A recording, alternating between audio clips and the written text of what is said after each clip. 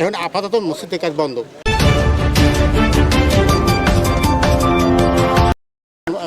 তো মঙ্গলহাটার 7 নং ওয়ার্ডে একটা ঐতিহ্যবাহী মসজিদ, আমরা এখানে মসজিদের কাজ চলমান চলতে আছে।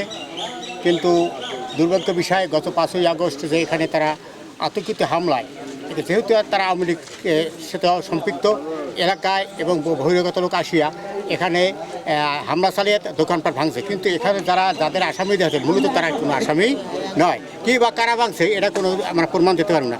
সেদিনকে আমি এখানে বাস্তব এখানে আমি আসছি, কিন্তু আমি এসিয়াতে দেখি নাই, দেখি শুধু লোক আর লোক। 5ই আগস্টটা কি হইতে পারে না পারে সেটা আপনারা বাস্তবে জানেন। মসজিদের ভিতরে অবৈধ স্থাপনা আর কি মসজিদের ভিতরে অবৈধ আছে জায়গা আছে তাদের, সেই জায়গাটা আমরা এখানে 4 foot by 73 foot by 4 foot তাদের জায়গা উত্তর প্রান্তে তাদের জায়গা রাখিয়ে দিয়েছি আমরা। এখন যদি তারা দাবি করে বা টাকা দাবি করে যাই করে কি সেটা অবৈধ, সেটা আমরা মানব না। মসজিদ কমিটি কর্তৃপক্ষ আমরা মসজিদের কাজ চলমান চালাই দিয়েছি, এখন আপাতত মসজিদের কাজ বন্ধ।